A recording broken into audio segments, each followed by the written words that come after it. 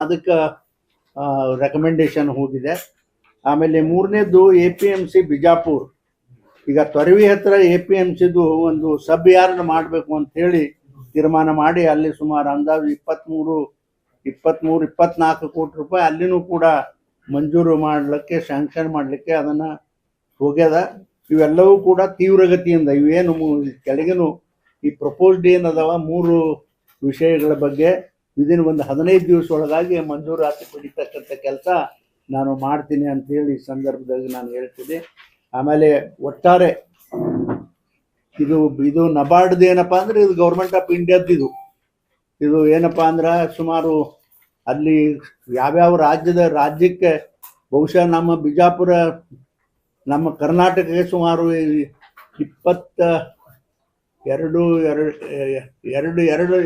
2,000 ಕೋಟಿ ಏನು ಅಂದಾಜು, ನನಗೆ ಡೆಫಿನೆಟಾಗಿ ಗೊತ್ತಿಲ್ಲ, ಅಂದಾಜು 2,000 ಕೋಟಿಯಷ್ಟು ಹಣವನ್ನು ಇಟ್ಟಿರ್ತಾರೆ. ಆ ಜಿಲ್ಲೆಗೆ ಎಲ್ಲೆಲ್ಲಿ ಏನೇನು ಅವಶ್ಯಕತೆ ಇರ್ತದೆ ಆ ಜಿಲ್ಲೆಯಲ್ಲಿ ಆ ಹಣವನ್ನು ನಿಗದಿ ಮಾಡ್ತಕ್ಕಂಥ ಕೆಲಸ ಅಲ್ಲಿರ್ತಕ್ಕಂಥ ಅಧಿಕಾರಿಗಳು ಮಾಡ್ತಾರೆ. ಅದು ಮಾಡಿದ ಮೇಲೆ ಇಲ್ಲಿ ನಮ್ಮ DD ಅವರು ಇರ್ತಾರಲ್ಲ, ಯಾವುದು ನಬಾರ್ಡ್ DD ಅವರು ಅವ್ರು ರೆಕಮೆಂಡ್ ಮಾಡಿ ಕಳಿಸಿದ ಮೇಲೆ ಇದು ಸುಮಾರು ಇದಕ್ಕೆ ಬೇರೆ ಇವೆಲ್ಲ ಕಮರ್ಷಿಯಲ್ ಈ ಬೇರೆ ಬ್ಯಾಂಕ್ಗಳಿಗೆ ಹೋದರೆ 13-14% ರೇಟ್ ಆಫ್ ಇಂಟ್ರೆಸ್ಟ್ ಇರ್ತದೆ. ಆದರೆ ಇದು ನಮ್ಮ ನಬಾರ್ಡ್ದಿಂದ ಏನಂದ್ರೆ ಬರೀ 2.5 ರೇಟ್ ಆಫ್ ಇಂಟ್ರೆಸ್ಟ್ ಮೇಲೆ ಅವ್ರಿಗೆ ಹಣವನ್ನು ಕೊಡ್ತಕ್ಕಂಥ ಪ್ರಯಾಸ ಆಗಿರ್ತದೆ. 3 ವರ್ಷಗಳ ಕಾಲ ಯಾವುದೂ ರಿಕವರಿ ಇರೋದಿಲ್ಲ. 3 ವರ್ಷದ ನಂತರ ಇದು ಸುಮಾರು ಅಂದಾಜು 10 ವರ್ಷಗಳ ಕಾಲ ಈ ಹಣವನ್ನು ರಿಕವರಿ ಈ ನಬಾರ್ಡ್ನವ್ರಿಗೆ ಹಣ ತಿರುಗಿ ವಾಪಸ್ ಕೊಡ್ತಕ್ಕಂಥ ಕೆಲಸ ಮಾಡಿದಾಗ ಮಾತ್ರ ಅವರು ಹೊಳ್ಳಿ ಅದನ್ನು ಯಾವ್ಯಾವ ಕೆಲಸಕ್ಕೆ ಹಾಕ್ಬಿಟ್ಟಿರ್ತಾರೋ ಅದನ್ನು ಅಧಿಕಾರನ ಸಂಪೂರ್ಣ ರಾಜ್ಯ ಸರ್ಕಾರಗಳಿಗೆ ಕೊಡ್ತಕ್ಕಂಥ ಕೆಲಸ ಇದು ನಬಾರ್ಡ್ದು.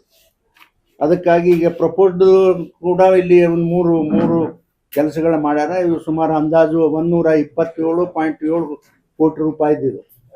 ಸುಮಾರು ಎರಡೂ ಕೂಡಿದ್ರೆ ಸುಮಾರು ಅಂದಾಜು 231 ಕ್ರೋರ್ ಆಗ್ತದೆ. ಎರಡೂ ಸೇರಿದ್ರೆ 230 ಕ್ರೋರ್ ರುಪೀಸು ನಬಾರ್ಡ್ ಹಣ ನಮ್ಮ ಜಿಲ್ಲೆಗೆ ಮಂಜೂರಾಗ್ಯದ ಅಂತೇಳಿ ನಾನು ಹೇಳಲಿಕ್ಕೆ ಬಯಸ್ತೀನಿ. ಈಗ ಏನಪ್ಪ ಅಂತಂದ್ರೆ ನೋಡ್ರಿ, ಇವರು ಪದೇ ಮೋದಿಯವ್ರ ಮೇಲೆ ಬರೀ ಬೊಬ್ಬೆ ಹೊಡೆಯೋ ಕೆಲಸ ಮಾಡ್ತಾರೆ ರಾಜ್ಯ ಸರ್ಕಾರದವರು. ಆದ್ರೆ ಮೋದಿಯವರು ಕೇಂದ್ರ ಸರ್ಕಾರದ ಏನೇನು ಹಣ ಬರಬೇಕು ಅದು ಸರಿಯಾಗಿ ಅವರು ಕಳಿಸ್ತಾರೆ. ಆದ್ರೆ ತಮ್ಮ ಹಣ ಅದನ್ನು ಸರಿಯಾಗಿ ಗ್ವಾಳೆ ಆಗಿಲ್ಲ ಅನ್ನೋ ಕಾರಣಕ್ಕೆ ಇದನ್ನು ಇಟ್ಕೊಂಡು ಕುರ್ಚಿ ಮೇಲೆ ಕೂತ್ ಬಿಟ್ಟಿರ್ತಾರೆ ಅವರು.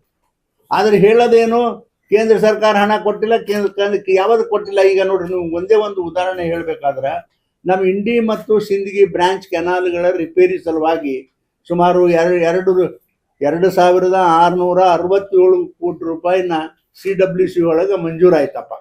ಮಂಜೂರಾದ್ಮೇಲೆ ಈಗ ಸ್ಟೇಟ್ ಗೌರ್ಮೆಂಟ್ಗೆ ಕಳಿಸ್ಯಾರ. ಈಗ ಅವರು ತಮ್ಮ ಪಾಲಿನ ಹಣ ಕೊಡ್ಬೇಕಲ್ಲ, ಅದು ಕೊಡಂಗಿಲ್ಲ ಅವರು. ಆಮೇಲೆ ಈಗ ನೋಡಿ, ನಾವು ಸ್ಯಾಂಕ್ಷನ್ ಬಂದದ್ದಂತೂ ನಾನು ಮಾಡ್ಕೊಂಡು ಬಂದೀನಿ.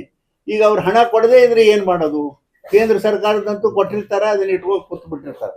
ಎರಡನೇದು, ಈಗ ಜಲಧಾರ ಯೋಜನೆ, ಕೇಂದ್ರ ಸರ್ಕಾರದ ಜಲಧಾರ ಯೋಜನೆಗೆ ಬಿಜಾಪುರಿಗೆ 2,000 ಕೋಟಿ ಹಣವನ್ನು 2,000 ಕೋಟಿ ಹಣವನ್ನು ಇದಕ್ಕೆ ಇಟ್ಟಿದ್ದಾರೆ ರಾಜ್ಯ ಸರ್ಕಾರದಲ್ಲಿ, ಅಥವಾ ಕೇಂದ್ರ ಮತ್ತು ರಾಜ್ಯ ಸರ್ಕಾರ ಸಂಯೋಜನೆಯಲ್ಲಿ ಇರ್ತಕ್ಕಂಥದ್ದು. ಆದರೆ ನಾನು ಮೊನ್ನೆ ಒಂದು ಪೇಪರ್ನಲ್ಲಿ ಓದಿದೆ, ಇಡೀ 5-6 ರಾಜ್ಯಗಳಲ್ಲಿ ಇದು ಭ್ರಷ್ಟಾಚಾರ ಆಗ್ಯದ. ಅದರಲ್ಲಿ ಎಲ್ಲಕ್ಕಿಂತಲೂ ಹೆಚ್ಚಿಗೆ ಕರ್ನಾಟಕದಲ್ಲಿ ಹೆಚ್ಚಿಗೆ ಭ್ರಷ್ಟಾಚಾರ ಈ ಜಲಧಾರ ಯೋಜನೆಯಲ್ಲಿ ಭ್ರಷ್ಟಾಚಾರ ಆಗ್ಯದ ಅಂತಕ್ಕಂಥದ್ದು ನಿಮ್ಮ ಪತ್ರಿಕೆಗಳಲ್ಲಿ ನಾನು ಓದಿದ್ದೀನಿ. ಮತ್ತು ಈ ರೀತಿ ಆದರೆ ಹೆಂಗೆ ಮಾಡೋದು? ಆದರೆ ಕೇಂದ್ರದ ಹಣ ಅಂತೂ ಬಂದಿರ್ತದೆ, ರಾಜ್ಯದ ಹಣ ಇವ್ರು ಕೊಡಬೇಕಾದದ್ದು ಯಾವುದ್ಯಾವುದೋ ಕಾರಣಕ್ಕೆ ಇವರು ತಡ ಮಾಡಿಬಿಡ್ತಾರೆ. ಇದಕ್ಕಾಗಿ ಇದು ಎಲ್ಲ ತೊಂದರೆ ಆಗ್ಯದ. ಈಗ ಆಮೇಲೆ ಬಹಳ ಆಶ್ಚರ್ಯದ ಕೆಲಸ ಏನು ಅಂದ್ರೆ, ಹಿಂದೆ ನಮ್ಮ ಸರ್ಕಾರ ಇತ್ತು, ಇವರು ಸಿದ್ದರಾಮಯ್ಯನ ಸರ್ಕಾರ ಬಂದು 2.5 ವರ್ಷ ಆಯ್ತು ಇವತ್ತಿಗೆ. ಈ ಹಿಂದೆ ಏನು ರಾಜ್ಯ ಸರ್ಕಾರದಲ್ಲಿ BJP ಸರ್ಕಾರ ಮಂಜೂರಾತಿ ಮಾಡಿದ್ದು, ಅವು ಯಾವ ಕೆಲಸನೂ ಒಂದೂ ಕೂಡ ಪೂರ್ತಿ ಮಾಡಿಲ್ಲ. ಒಂದು ಕೆಲಸನೂ ಕೂಡ ಇವತ್ತಿಗೂ ಪೂರ್ತಿ ಮಾಡಿಲ್ಲ 2.5 ವರ್ಷ ಆದ್ರೆ ಹೇಳೋದು ಮಾತ್ರ, ನೋಡ್ರಿ ಮೋದಿ ರೊಕ್ಕ ಕೊಟ್ಟಿಲ್ಲ, ಮೋದಿ ಕೆಲಸ ಮಾಡಿಲ್ಲ ಅಂತ ಹೇಳ್ತಾರೆ. ಆದರೆ ಇಲ್ಲಿ BJP ಸರ್ಕಾರ ಮಂಜೂರಾತಿ ಮಾಡಿದ ಕೆಲಸ ಯಾವುದೂ ಕೂಡ ಇವತ್ತಿಗೂ ಮಾಡಿಲ್ಲ ಅಂತಕ್ಕಂಥದ್ದು ನಾನು ಬಹಳ ಸ್ಪಷ್ಟವಾಗಿ ಹೇಳ್ತೀನಿ. ಅದರ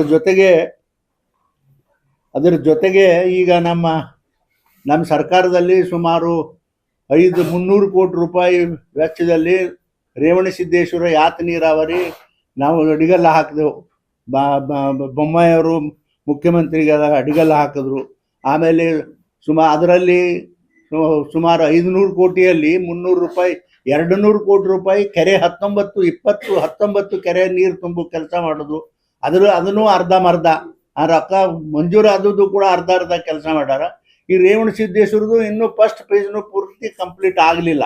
ಅಂದರೆ ಇದು ನಾ ಯಾಕೆ ಹೇಳ್ತೀನಿ ಅಂತಂದರೆ, ಹಿಂದೆ ನಮ್ಮ ಸರ್ಕಾರ ಮಾಡೋದು ಕೂಡ ಇವತ್ತು ಇವರು ಪ್ರಾಮಾಣಿಕರವಾಗಿ ಯಾವ ಕೆಲಸನೂ ಕೂಡ ಇಲ್ಲಿ ಮಂಜೂರಾತಿ ಮಾಡೋದು ಕೆಲಸಗಳನ್ನು ಸಂಪೂರ್ಣವಾಗಿ ಅವು ಕೆಲಸ ಮಾಡಿಲ್ಲ ಅಂತಕ್ಕಂಥ ಮಾತು ಬಹಳ ಸ್ಪಷ್ಟವಾಗಿ ಈ ಸಂದರ್ಭದಲ್ಲಿ ನಾನು ಹೇಳಲಿಕ್ಕೆ ಬಯಸ್ತೇನೆ. ಆಮೇಲೆ ಇನ್ನೊಂದು ಆಶ್ಚರ್ಯ ಏನಪ್ಪ ಅಂತಂದರೆ, ಈ ಚಡಿಚಾಣ ಯಾತ ನೀರಾವರಿ ಅದು ನಮ್ಮ ಸರ್ಕಾರದಾಗ ಆಗಿಲ್ಲ, ತಮ್ಮದೇ ಸರ್ಕಾರದಾಗ ಆಗಿತ್ತು. ಸುಮಾರು ಎಂ ಬಿ ಪಾಟೀಲ್ರು ಬಹುಶಃ ಅವತ್ತು ಇರಿಗೇಷನ್ ಮಂತ್ರಿಗಳಾಗಿದ್ದರು ಹಿಂದೆ, ಈಗಲ್ಲ, ಹಿಂದೆ.